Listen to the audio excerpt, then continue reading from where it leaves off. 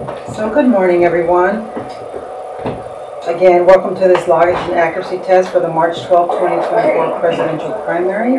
Again, I'm Regina McCrae, the elections manager, and I'm going to have everyone else introduce themselves, starting with... I'm Jeremy. I'm Charles DeCosta, representative for the Republican Party. Michael Aguirre, technology analyst. Victoria Donahue, I'm a representative from the Secretary of State's office. I'm Steve Gardner, I'm the Public Information Officer, and I'm the reason you couldn't hear Paul earlier. I'm Daryl Dowds, and I'm the Chief Deputy Auditor. Awesome. So for the presidential primary, we're running two different elections at the same time because we're running one for the Democrats and one for the Republicans, but it's still all at the same time. One election, again, for the Democratic Party and one election for the Republican Party. Each election has one contest. And this test is being conducted in accordance with RCW 29A.12.130. Today we'll be testing the programming of the digital scan ballot counting system to verify it correctly counts votes cast for all candidates appearing in this election. And over here somewhere, you can't see it, we have what we call our accessible voting units. It's called a touch writer, and it's used as an electronic marking device, and it has been pre-tested already. It's not an electronic voting device and does not record any votes, and the votes are retained by the machine. And that's a WAC rule 434-335-520. So we confirm all target areas are working properly on all devices, and all text on screen matches the text on all the paper ballots. So this is our tabulation room. It's a secure facility with key card entry. So only way you can get in this room is if I and another person had access to this room. So one person can't just walk in here anymore and just go through the room. It has to be two people at all times. This room there's a 24/7 video surveillance that records anyone entering or leaving the room. This room is not connected to the internet in any way. And the digital scan stations are separate and independent from the tabulation station. So the first step in the testing is to run a zero report from the tabulation station. We have cleared all the results because we've done a lot of testing just to make sure everything is going to come out right. So the zero report shows that no results have been uploaded and tabulated in the system. I can't talk this morning, I'm sorry.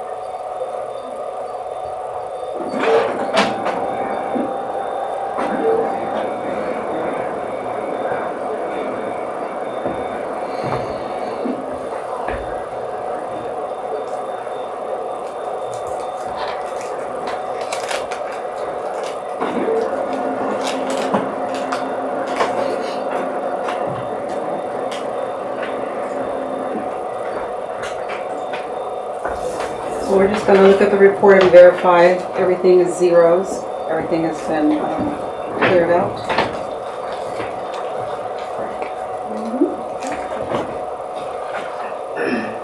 Yes, ma'am. So there's that. So now we're going to scan the ballots. There are 78 ballots that we're going to be scanning, and the test deck is created in accordance with WAC 434-335-323. And the deck includes one overvote for each contest and one blank ballot. So we're going to get started. Go ahead. So we're going to scan the ballots.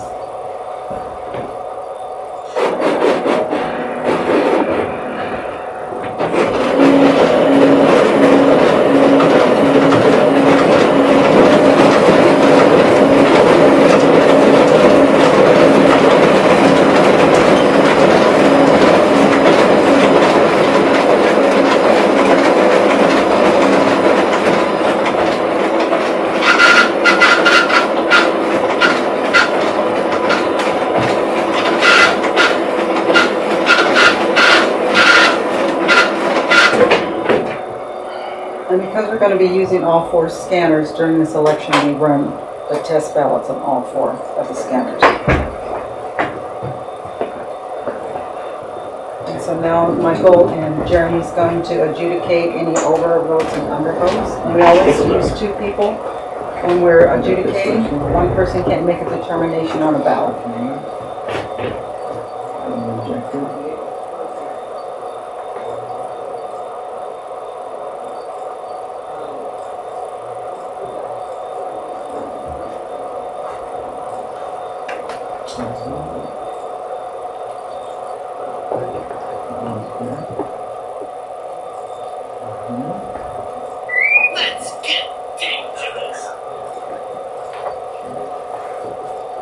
So we've had a lot of questions about names on the ballot, and that there are candidates on the ballot that are not,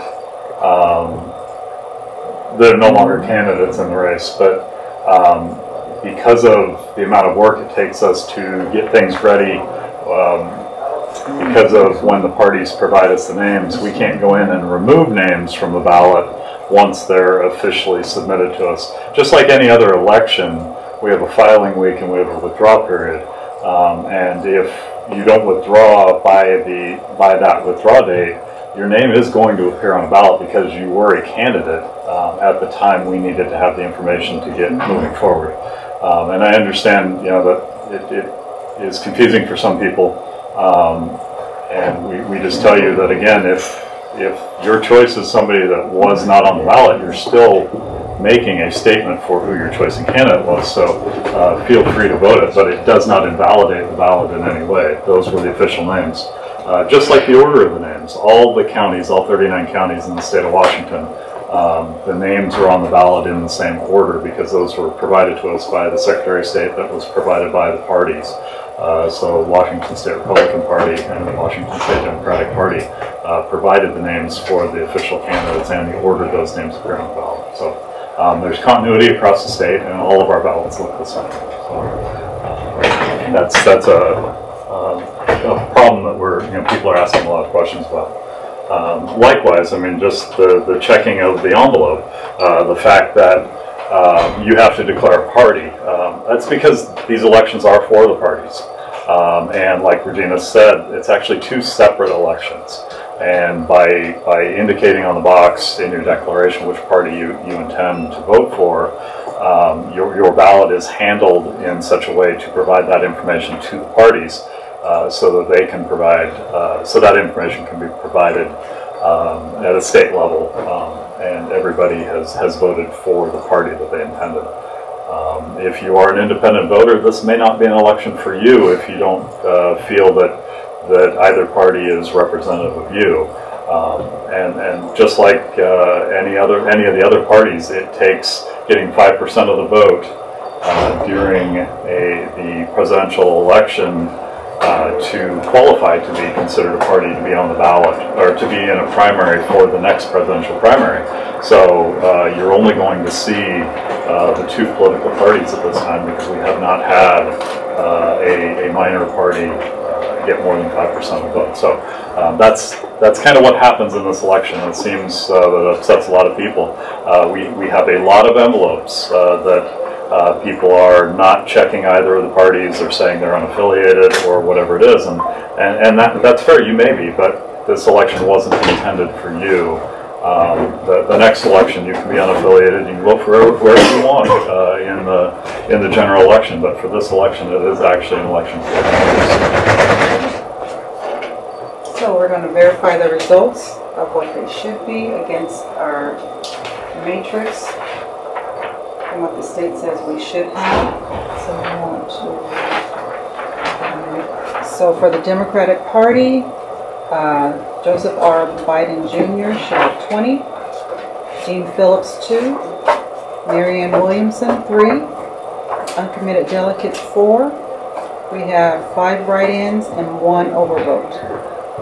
And then for the Republican Party, we have Chris Christie 20, Ron DeSantis 2, Nikki Haley 3, Vivek Ramaswamy. Thank you. 4, Donald J. Trump 5, 6 write-ins and 1 overvote. Yep.